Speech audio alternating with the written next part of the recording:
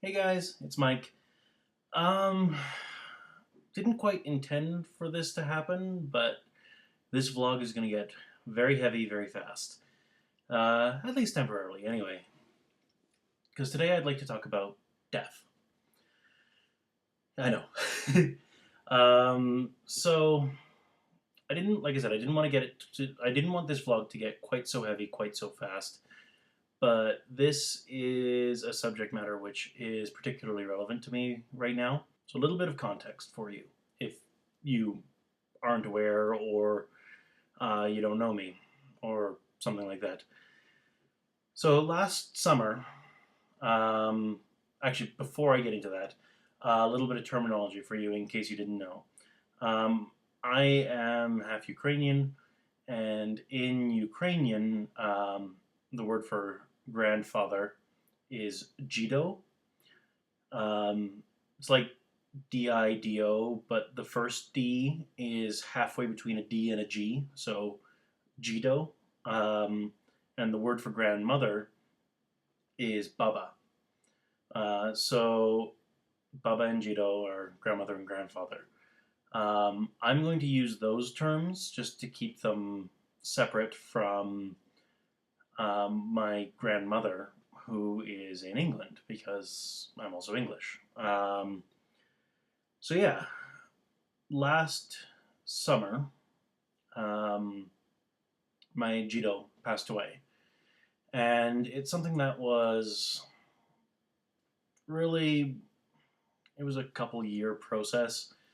Um, he was 93 at the time, and for the last couple years of his life, his mind was slowly deteriorating, I guess is the best word. Um, Physically, he was far more healthy than any 93-year-old has the right to be. But his mind just started failing him. Which arguably is probably an easier way to go, maybe. I don't really know, because you could see he was frustrated. He knew that he didn't understand, and the fact that he didn't understand frustrated him. But on the other hand, not understanding that you're dying um, makes me wonder if ignorance is bliss, right? So last year, my Jido passed away, and my Baba, who basically my Baba and Jido are from the era where um, the wife kept the house, raised the children, and the husband worked, earned money, and made a lot of the decisions.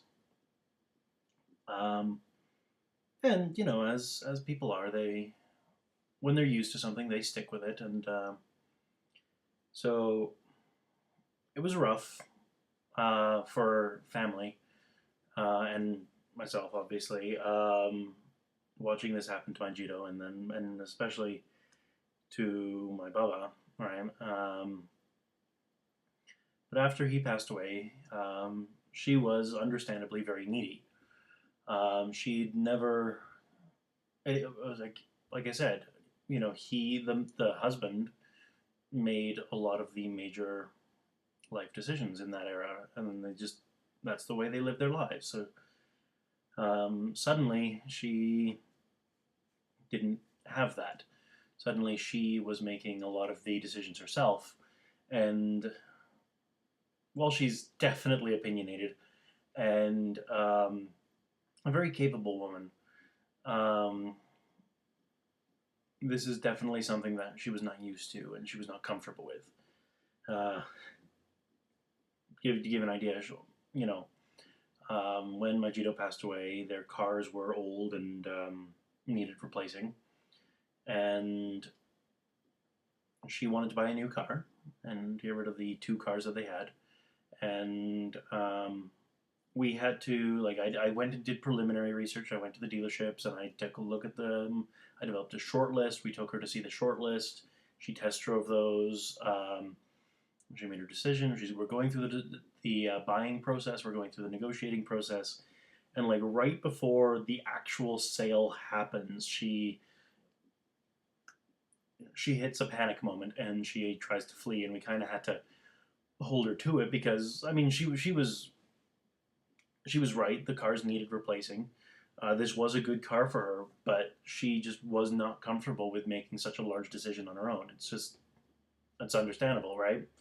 So we just kind of had to keep her on course. So yeah, so last summer my Jito passed away, and my Bubba got needy. Um, Shortly after that, my grandma in England um, had a bit of a fall. She's the phrase I use is the English stubbornness is strong in this one. Um, she's the type of person who says, I've lived in this house for 50 years, and as long as I can continue to live in this house and get around, I will continue to do so. She can't. She can't get around stably. She can't navigate the house as well as she thinks she can, but she still thinks it, and she refuses to see that. Um, she's also in her 90s. My grandfather died before I was born, so I never met him. But so my grandmother had a fall and had to go into the hospital. And this was the first of, well, not really the first, but one of many problems that have been continuing ever since, really. Um, so she had to go into the hospital. And then, so my mom went over to England because I'm working and don't always have time away or the funds. But my mom, who's not she's not retired, but she's not working at the moment, and she's hasn't decided, I guess, really whether or not to go back to work, which I don't want to rush her, and she shouldn't rush, really. But anyway, so my mom goes over quite periodically to check, my grandmother, and my dad as well, at this time. So they go over and they check in on her, and she's got all these problems. On top of that, uh, early early this year, my dad started to be not well, and this is my grandmother's been in the hospital a couple times since then. In the period I just kind of skipped over. Um, so early this year, my dad started to not be well. And what it was is it was a long series of, as it turns out. It started as constipation. He was constipated and ended up getting rushed to the hospital. And as it turns out, the reason he was constipated was because of a blockage, which, as it turns out, the blockage was a mass, which, as it turns out, the mass was cancerous, and yada, yada, yada. So, April this year, shortly after his 70th birthday, my dad passed away. That was rough.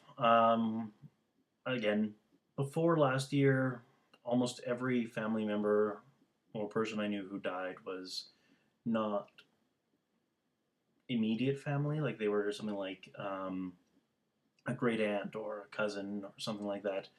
So going 27 years and having no really close people. Well, not, I mean not close, but I mean no immediate relatives pass away, and then having two less than 12 months apart. yeah, it's kind of tested my endurance. Um, so there's that, and then um, my grandmother's in the hospital again. This is a recurring thing. My grandmother has been going into the hospital um, quite regularly, and my baba, in addition to still being a bit needy, also hasn't been well, and she's been needing a lot of support as well. Um, Now, my grandma, uh, like I said, she's in her 90s, and she's very stubborn, and she's lived in that house for 50 years, even though she can't realistically get around in it anymore. And there's really two big things that were like a connection for her to this world. Um, First one was my dad, her son, and the second one was, I can't remember the exact relation. I think it's either her cousin or something like that. I call her Auntie Alice. Um, my grandmother lives in the south of England and Auntie Alice lives in the north of England, and they talk over the phone very, very regularly. And as much as my grandmother has not been well, Auntie Alice has been worse. Um, and so after my dad passed away, um, I kind of half jokingly commented. By that I mean I did it as an honest assessment, but I tried to present it in a joking tone so as to not be too serious. That my concern was that Grandma would consider that there was nothing left to live for. And apparently, as it turns out, unbeknownst to me, she actually pretty much said that. Which, when I made the comment, I was told that that's basically what she said. But like I said, the British stubbornness the British stubbornness is strong with this one. So she's been continuing on, and her health has been deteriorating.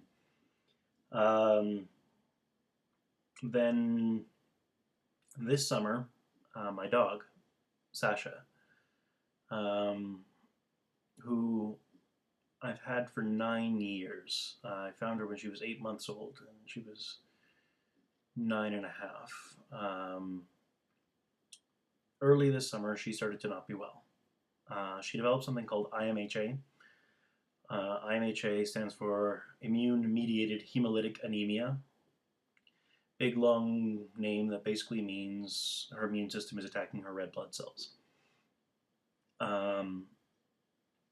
We ended up figuring out over a series of tests that the IMHA was attacking her at a bone marrow level. Basically, the red blood cells just weren't getting out of her marrow into her blood, and this is a condition that severely weakened, severely shortened her lifespan. This is something that was known.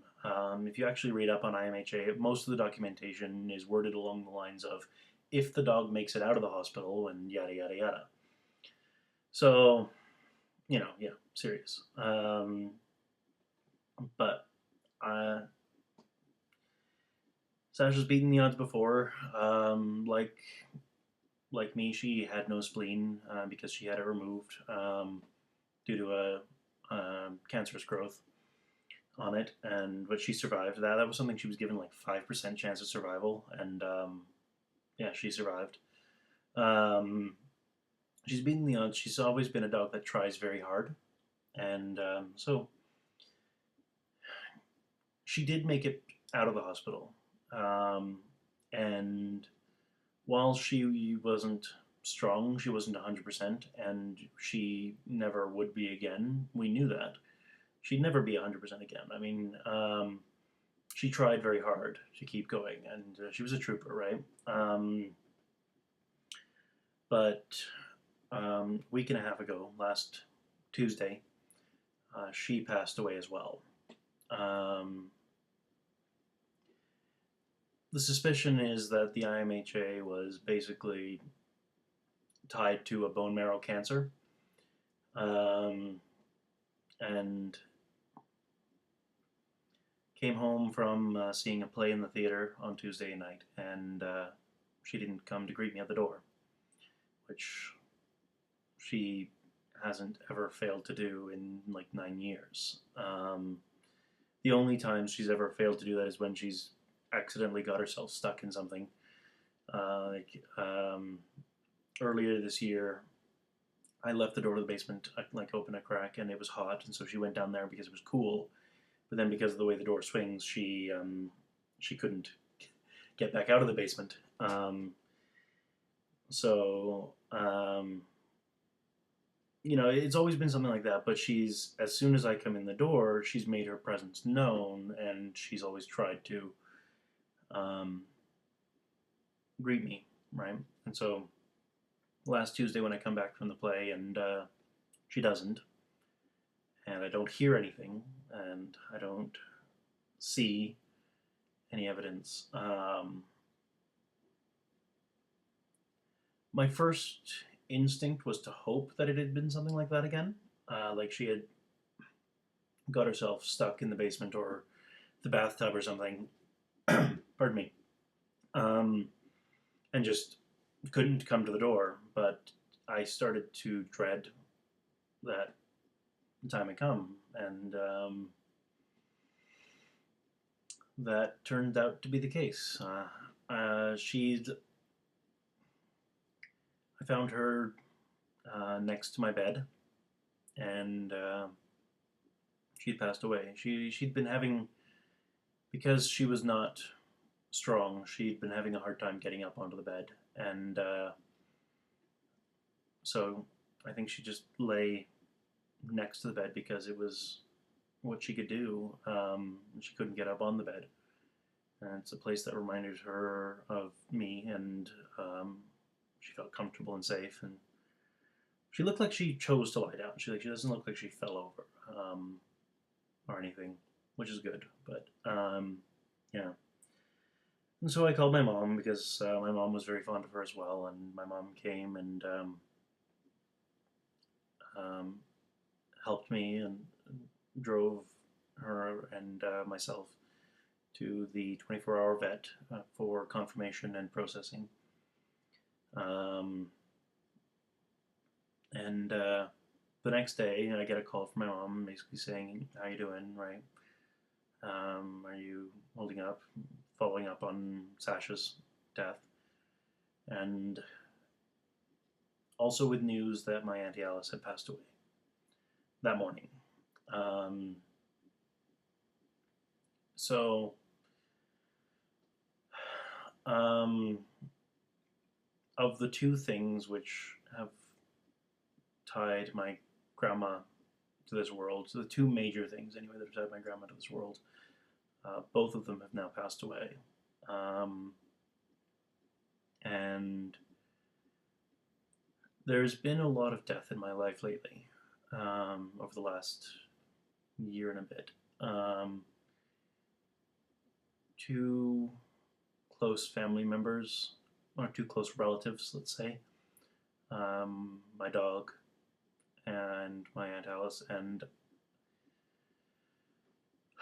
if she continues to be the way she is, I expect my grandma might not be too far away. So there might be an emergency trip to England or something in the future, and not as distant of a future as I'd like. So this last year and a bit has been rough on me and on my family, and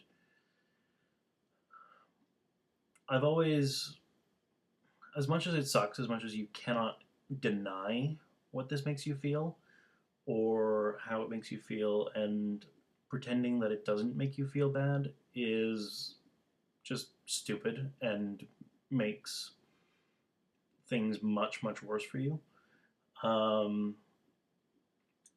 I've always believed that you can't let it hold you back, right?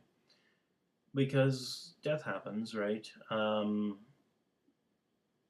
as the joke goes, the number one leading cause of death is life.